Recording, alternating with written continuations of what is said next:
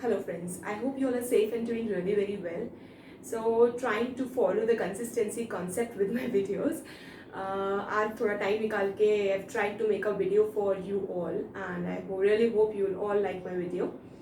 So last video तक हमने सारे अकाउंटिंग कॉन्सेप्ट्स पढ़ लिए थे और considering the importance of the double accounting और डुअल एस्पेक्ट कंसेप्ट मैंने इस कंसेप्ट को फिर से समझाया था in my last video with certain examples ताकि उसकी बेटर क्लैरिटी और बेटर अंडरस्टैंडिंग हो सके. आज के वीडियो में हम कुछ इम्पॉर्टेंट टर्म्स पढ़ना शुरू करेंगे. Obviously we will not be able to cover all the terms in one video. So आज के वीडियो में मैं आपको कुछ इंपॉर्टेंट टर्म्स जो अकाउंटिंग में यूज़ हो रही हैं उन्हें मैं आपको समझाना स्टार्ट करूँगी.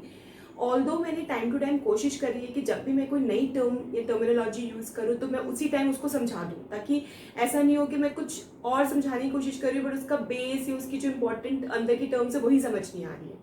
तो हमेशा कोशिश तो मैंने यही करी है, बट स्टिल अगर हमारे पास डेडिकेटेड वीडियोस होंगे जहाँ पर हम कुछ इंपॉर्टेंट अकाउंटिंग टर्म्स को पढ़ रहे हैं तो ऑब्वियसली इट विल हेल्प कि आप कभी भी उस वीडियो को गूगल आउट कर सकते हो, सर्च कर सकते हो और आपको उन टर्म्स के बारे में पढ़ सकते हो. सो इसीलिए ये वीडियो मैं बना रही हूँ to understand certain important terms used in accounting. उसमें से कुछ टर्म्स ऐसी आपको लगेंगी कि ये तो हम पहले पढ़ चुके हैं, तो इट्स ओके, रिविजन हो जाएगा. So let's begin. Okay, board पे मैंने कुछ टर्म्स लिखी हैं: accounting policy, accrual, mercantile basis and depreciation. लेकिन इन तीन टर्म्स को समझने के लिए भी हम बहुत सारे अदर टर्म्स भी समझेंगे जो मैंने बोर्ड पर नहीं लिखी, कंसिडरिंग कि बोर्ड मेरा बहुत छोटा सा है. So starting with the first terminology of the day is accounting policy. What do you mean by accounting policy? ये आप जब अपने अकाउंटिंग प्रोफेशन में फील्ड में आगे बढ़ोगे ना, ये टर्म बहुत यूज होगी गाइज, तो इसलिए इस टर्म को अच्छे से समझना बहुत ज़रूरी है. मैंने आपको समझा रखा है कि बिजनेस के फाइनेंशियल स्टेटमेंट्स होते हैं. फाइनेंशियल स्टेटमेंट्स क्या होते हैं ये मैंने समझाया था. हम फिर से समझते हैं कि फाइनेंशियल स्टेटमेंट्स बिजनेस की बेसिकली पोजीशन, परफॉर्मेंस, ये सब बताते हैं. फाइनेंशियल स्टेटमेंट्स के कुछ पार्ट्स होते हैं, जैसे कि द फर्स्ट पार्ट कहते हैं बैलेंस शीट. बैलेंस शीट ये बताती है कि एक पर्टिकुलर बिजनेस की एक पर्टिकुलर डेट पे क्या असेट्स और क्या लाइबिलिटीज है. असेट्स और लाइबिलिटीज क्या होते हैं ये हमने लास्ट वीडियो में समझा है. Similarly, profit and loss account is also a part of financial statements. Profit and loss account ये बताता है कि बिजनेस की क्या रेवेन्यूज, क्या इनकम हुए हैं, कहाँ कहाँ बिजनेस ने खर्च करा है और नेट में बिजनेस की क्या पोजीशन है eight the end of a particular period. It could be either profit और लॉस, या तो बिजनेस ने प्रॉफिट बनाया है या लॉस बनाया है पर्टिकुलर ईयर में या पर्टिकुलर पीरियड में, तो उसे हम कहते हैं profit and loss account. Then third is cash flow statement, जो ये बताता है कि बिजनेस के कहाँ कहाँ से कैश आया है, कहाँ कहाँ कैश गया है, ओपनिंग कैश क्या था और फिर closing cash at the end of a particular period on a particular date क्या है बिजनेस का. Then there is a statement of changes in equity. इस टर्म को थोड़ा डिटेल में मैं बाद में समझाऊंगी, अभी के लिए आप ये समझिए कि फाइनेंशियल स्टेटमेंट्स का fourth component is statement of changes in equity. And then the fifth component of the financial statements are notes to accounts. Notes to accounts basically balance sheet और P&L के फेस पे आप जो भी items दिखा रहे हो उनकी बेटर अंडरस्टैंडिंग या डिटेल्ड एक्सप्लेनेशन आपको नोट्स टू अकाउंट्स में मिलता है, जो कि फाइनेंशियल स्टेटमेंट्स का ही पार्ट कहलाते हैं. इन्हीं नोट्स टू अकाउंट्स का पार्ट होती हैं accounting policies. Accounting policy simply ये बताती है कि क्या अकाउंटिंग प्रिंसिपल्स और क्या methods to apply those principles business ने यूज करे हैं while preparing the financial statements.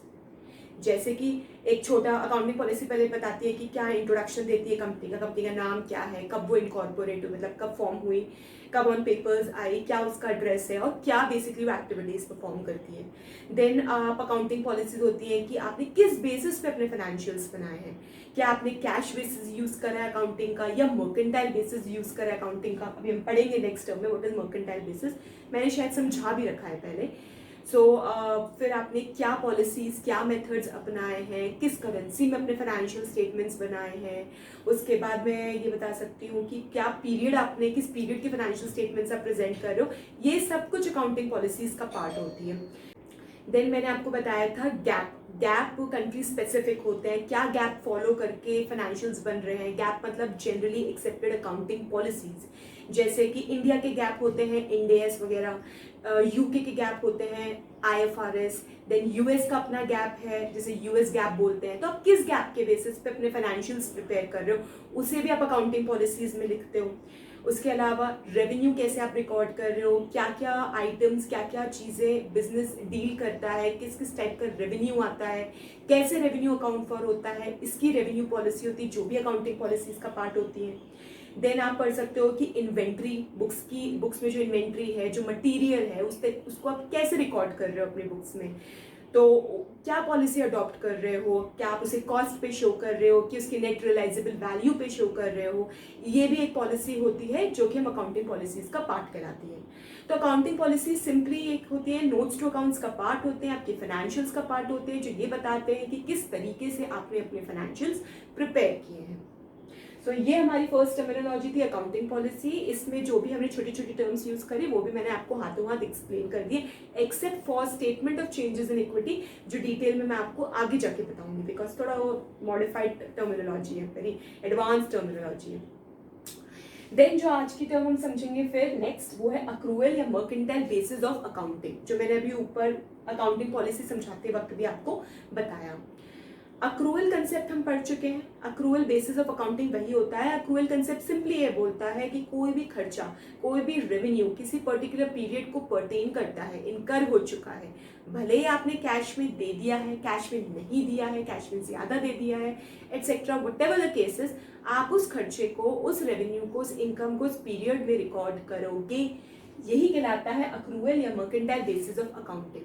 इसके जस्ट ऑपोजिट होता है कैश बेसिस ऑफ अकाउंटिंग, जो ये बताता है कि जितना मैं खर्चा करूंगी वो मेरे खर्चे कहलाएंगे, जितनी भी जो इनकम कैश में होगी वो मेरी इनकम ड्यूरिंग द पीरियड बन जाएगी, इररिस्पेक्टिव ऑफ द फैक्ट कि वो इनकम मेरी इस साल को पर्टेन करती है कि नहीं करती है, वो खर्चा इस ईयर को, इस पीरियड को पर्टेन करता है या नहीं करता है। मैंने कैश में दिया तो मेरा खर्चा है, मुझे कैश में मिला तो मेरी इनकम है।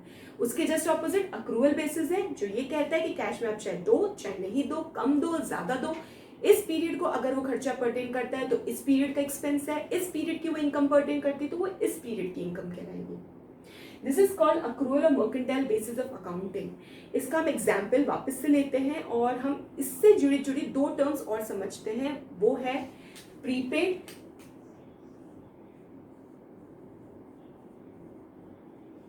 और दूसरा प्रोविजन। सपोज करिए बिजनेस रेंट पे करता है 50,000 का एवरी मंथ। किसी पर्टिकुलर मंथ में बिजनेस ने 2 महीने का रेंट एक ही मंथ में पे कर दिया, मतलब मैंने इस मंथ का और नेक्स्ट मंथ का दोनों मंथ का रेंट आज ही पे कर दिया, 50,000 1 लाख का रेंट पे कर दिया।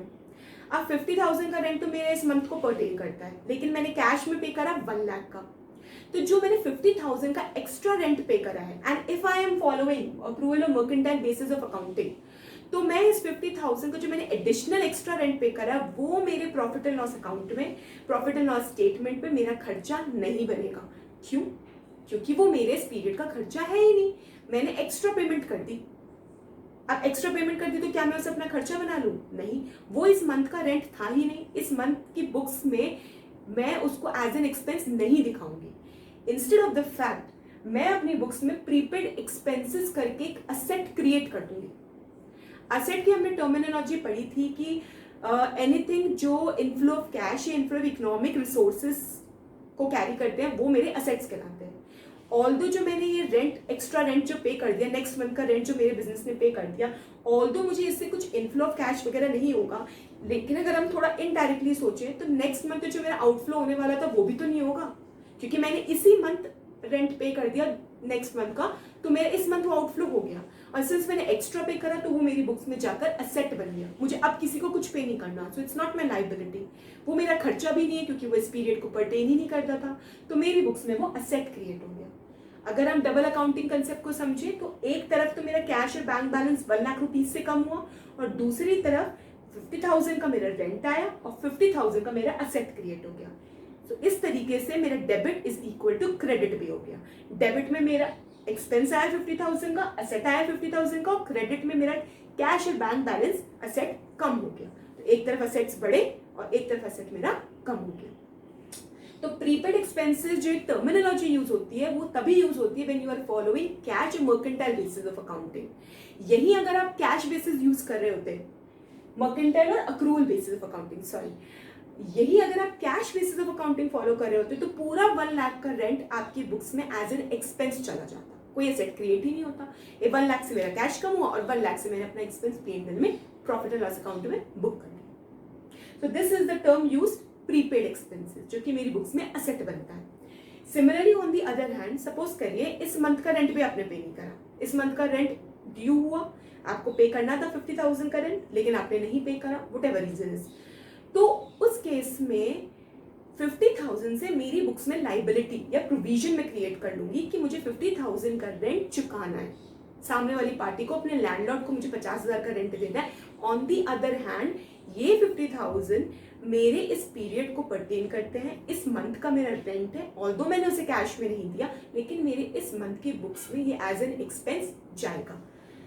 सो इसे ही हम अक्रूवल या मर्केंटाइल बेसिस ऑफ अकाउंटिंग कहते हैं, और हमारी बुक्स में प्रोविजन एक लाइबिलिटी बन जाता है, क्योंकि उससे मुझे नेक्स्ट मंथ में पे ऑफ करना है, आउटफ्लो ऑफ रिसोर्सेज होगा, आउटफ्लो ऑफ मनी होगा, इसलिए वो मेरी बुक्स में लाइबिलिटी बन जाती है। और ऑन दी अदर हैंड मेरी बुक्स में एक्सपेंस रिकॉर्ड होता है, प्रॉफिट कम होता है, इक्विटी कम होता है, लाइबिलिटी कम हो जाती है। तो डुअल इम्पैक्ट भी समझ में आ गया कि एक तरफ मेरी लाइबिलिटी इंक्रीज हो रही है in the form of provision, और दूसरी तरफ मेरी लाइबिलिटी डिक्रीज हो रही है in the form of equity. Debit is equal to credit.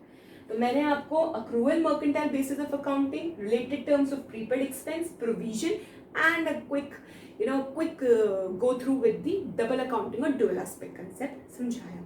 I hope I am clear. Now the next term of the day is depreciation.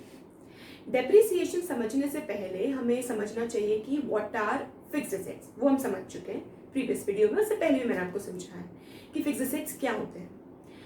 अब आपने for example business ने एक मशीन खरीदी, machine is a fixed asset, और business ने जो fixed assets की जो भी टीम थी सब एनालिसिस करके डिसाइड हुआ कि ये मशीन की जो लाइफ है वो 5 ईयर्स है, यानी 5 ईयर्स बाद ये मशीन मेरी किसी काम की नहीं रहेगी और इसे मार्केट में बेचना पड़ेगा। 5 ईयर्स बाद ये मशीन बिल्कुल वेस्ट हो जाएगी, उसको आप यूज नहीं कर सकते हो बिजनेस में, एक्सेट्रा एक्सेट्रा। तो 5 ईयर्स मशीन की लाइफ डिसाइड हो गई। अकाउंटिंग पॉलिसीज में हमारी फिक्स्ड एसेट की पॉलिसी भी जाती है, जिसमें हम बताते हैं कि हमारे पास क्या क्या नेचर के फिक्स्ड एसेट्स हैं, उनकी क्या क्या लाइफ हम लेके चल रहे हैं, डेप्रिसिएशन हम किस तरीके से बुक कर रहे हैं, और डेप्रिसिएशन किस मेथड से हम बुक कर रहे हैं बेसिकली। तो वो फिक्स्ड एसेट पॉलिसी का पार्ट बनती है and it becomes part of your accounting policies. Depreciation अभी हम पढ़ते हैं। तो फिक्स्ड एसेट्स क्या होता है समझ में आया। फिक्स्ड एसेट्स की लाइफ मैंने आपको बताई कि क्या होती है। ऑब्वियस सी बात है, अगर आप फिक्स्ड एसेट को डेली बेसिस पे बिजनेस यूज कर रहा है, एवरीडे यूज कर रहा है कोई भी फिक्स्ड एसेट, तो उसकी वैल्यू कम होती जाएगी। ऑब्वियस सी बात है कि मार्केट में भी उसकी वैल्यू कम होगी, उसकी प्रोडक्टिविटी भी कम होती जाएगी। आज वो जिस तरीके से परफॉर्म कर रही है, 1 साल बाद वो कम अच्छे से परफॉर्म करेगी, और ऐसे करते करते करते 5 साल बाद वो बिल्कुल किसी काम की नहीं रहेगी और मैं इस मशीन को बेच दूंगी। जब भी मैं कोई फिक्स्ड एसेट परचेज करती हूँ तो एक तरफ तो मेरी बुक्स में फिक्स्ड एसेट क्रिएट हो जाते हैं इन माई बैलेंस शीट, दूसरी तरफ मेरा कैश या बैंक बैलेंस कम हो जाता है कि हाँ भाई मैंने 5 लाख रुपीज की मशीन खरीदी, तो मेरा कैश या बैंक बैलेंस कम हो गया हफ्ते से। अब जैसे मैं ये फिक्स्ड एसेट हर साल यूज कर रही हूँ, उसकी थोड़ी थोड़ी वैल्यू कम होती जा रही है। वो जो वैल्यू जिससे वो फिक्स्ड एसेट की वैल्यू कम हो रही है, उस वैल्यू, उस अमाउंट को हम कहते हैं डेप्रिसिएशन। और डेप्रिसिएशन मेरी बुक्स में, मेरे प्रॉफिट एंड लॉस अकाउंट में एज एन एक्सपेंस बुक होता है। इसको हम एग्जाम्पल से समझते हैं। सपोज करिए आपने 100 रुपीज का कोई फिक्स्ड एसेट खरीदा और उसकी लाइफ थी सपोज 10 ईयर्स। तो अगर मैं 10 साल तक 100 रुपीज का कोई एसेट खरीदती हूँ तो मैं एवरी ईयर उसकी 10 ईयर्स की 10 रुपीज की वैल्यू को कंज्यूम कर रही हूँ। ऐसे करते करते करते मैं 10 साल तक 10-10 रुपए की वैल्यू उसकी कंज्यूम करूंगी और 100 रुपए का पूरा एसेट मेरी बुक्स में खत्म हो जाएगा, उसकी वैल्यू बिल्कुल खत्म हो जाएगी, डिमिनिश हो जाएगी। ये जो 10 रुपए से मैं कंज्यूम कर रही हूँ फिक्स्ड एसेट को, वो वैल्यू कहलाती है डेप्रिसिएशन, और ये एज एन एक्सपेंस जाती है मेरे प्रॉफिट एंड लॉस अकाउंट में। तो एक तरफ तो मैं अपनी बैलेंस शीट में 100 रुपए का एसेट दिखा रही हूँ और हर साल में 10-10 रुपीज का डेप्रिसिएशन दिखाती जा रही हूँ। डेप्रिसिएशन जो पर्टिकुलर पीरियड का होता है, आपने पर्टिकुलर पीरियड में, पर्टिकुलर ईयर में कितने वैल्यू का एसेट कंज्यूम कर लिया है, वो तो मेरा depreciation as an expense book हो जाता है। लेकिन पिछले साल में आपने कितने वैल्यू का कंज्यूम करा और इस साल में कितना कंज्यूम करा, दोनों को अगर मैं जोड़ दूं तो वो मेरा अक्यूमुलेटेड डेप्रिसिएशन कहलाता है, और उस अमाउंट से बैलेंस शीट में मेरे फिक्स्ड एसेट की वैल्यू कम हो जाती है। तो सपोज करिए सेकंड ईयर चल रहा है कोई एसेट का, फर्स्ट ईयर में आपने 10 रुपीज का एसेट कंज्यूम कर लिया, 10 रुपीज का डेप्रिसिएशन P&L में बुक हो गया। दूसरी तरफ 10 रुपीज का मेरा अक्यूमुलेटेड डेप्रिसिएशन में चला गया अमाउंट। नेक्स्ट ईयर फिर से आपने 10 रुपीज का असेट कंज्यूम करा, फिर से नेक्स्ट ईयर के P&L में 10 रुपीज का डिप्रिसिएशन का एक्सपेंस चला गया, और अक्यूमुलेटेड डिप्रिसिएशन पिछले साल का 10 और इस साल का 10 जुड़ के 20 हो गया, और मेरी वैल्यू असेट की एज ऑन डेट हो गई 80। 100 का मैंने असेट खरीदा और 20 का as on date accumulated depreciation था, और एज ऑन डेट मेरी फिक्स असेट की वैल्यू रह गई है 80 रुपीज। थोड़ा सा बेटर क्लैरिटी लेते हैं।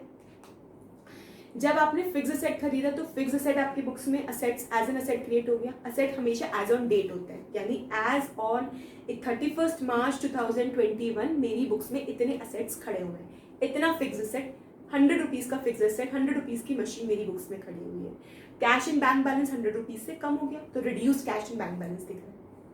नेक्स्ट ईयर आपने असेट को यूज करा और 10 रुपीज की इसकी वैल्यू कंज्यूम कर ली, तो मेरे प्रॉफिट एंड लॉस अकाउंट में 10 रुपीज का एक्सपेंस बुक हुआ, प्रॉफिट कम हुआ 10 से, इक्विटी कम हुई, लाइबिलिटी कम हो गई। दूसरी तरफ मैंने 10 रुपीज का अक्यूमुलेटेड डेप्रिसिएशन बुक करा। अक्यूमुलेटेड डेप्रिसिएशन मेरे असेट की वैल्यू को दिखाता है कि असेट की वैल्यू इतने से कम हो गई है, तो accumulated depreciation is basically in the nature of liability. Although इसका कोई आउटफ्लो नहीं हो रहा, अक्यूमुलेटेड डेप्रिसिएशन से, या depreciation is a non cash expense, कोई आउटफ्लो ऑफ कैश नहीं होगा, कोई आउटफ्लो ऑफ रिसोर्सेज नहीं होगा, लेकिन ये आपकी फिक्स असेट की वैल्यू को कम कर रहे हैं, असेट की वैल्यू को कम कर रहे हैं, so it is in the nature of your liability. तो नेक्स्ट ईयर जब आपने 10 रुपीज की वैल्यू कंज्यूम करी, तो एक तरफ तो 10 रुपीज से आपका डेप्रिसिएशन का एक्सपेंस बुक हुआ, प्रॉफिट कम हुआ, इक्विटी कम हुई, लाइबिलिटी कम हो गई। दूसरी तरफ 10 रुपीज से आपकी असेट की वैल्यू कम हुई, इन द नेचर आपकी लाइबिलिटी क्रिएट हुई, लाइबिलिटी बढ़ गई 10 रुपए से। तो एक तरफ आपकी लाइबिलिटी कम हो रही है in the form of equity, और दूसरी तरफ आपकी लाइबिलिटी इंक्रीज हो रही है in the form of accumulated depreciation. Although accumulated depreciation कभी मेरी लाइबिलिटी नहीं कहलाता है, वो कहलाता है अ डिक्रीज और depletion in the value of my assets. तो आप ये भी कह सकते हो कि एक तरफ तो मेरा असेट कम हो रहा है और दूसरी तरफ मेरी लाइबिलिटी भी कम हो रही है, डायरेक्ट रिलेशनशिप जो हमने पढ़ा भी था। So this is something which is called depreciation or accumulated depreciation, which simply means the value by which the value of asset is depleting or decreasing year on year. 10 साल बाद जब आप 10 rupees का असेट कंज्यूम करते जा रहे हो हर साल, तो 10 ईयर्स बाद आपकी असेट की वैल्यू जीरो हो जाएगी। आप अपनी बुक्स में उस असेट को जीरो कर देंगे, क्योंकि हमने ये अज्यूम करा था कि 10 साल में वो असेट मेरा किसी काम का नहीं रहेगा। 10 साल बाद उसे मैं मार्केट में बेचूंगा, मुझे उससे जो भी पैसा मिलेगा या नहीं मिलेगा दैट इज समथिंग एल्स, लेकिन मेरी बुक्स में असेट जो है वो जीरो हो जाएगा। तो असेट आपका किससे कम हो रहा है? अक्यूमुलेटेड डेप्रिसिएशन से। और अक्यूमुलेटेड डेप्रिसिएशन बनता किससे है? डेप्रिसिएशन से। और डेप्रिसिएशन होता क्या है? The value by which I am consuming the fixed asset which was purchased by the business. Business is consuming that asset which was purchased. So I hope I am clear with this term of depreciation and accumulated depreciation. So आज के video में हमने वैसे तो बहुत सारी terms पढ़ी, but अगर हम ब्रॉड वे में देखें तो हमने अकाउंटिंग पॉलिसी पढ़ी, अक्रूवल और मर्केंटाइल बेसिस ऑफ अकाउंटिंग पढ़ा, और तीसरा हमने टर्म पढ़ा डेप्रिसिएशन और अक्यूमुलेटेड डेप्रिसिएशन। इससे रिलेटेड आपको कोई भी कंसर्न, कोई भी क्वेश्चन है, please drop me a comment in the comment box. I hope आपको मेरा वीडियो पसंद आया। Please press the like button, please share my video, please subscribe to my channel if you have not subscribed earlier. Thank you for watching me. Bye bye. Take care.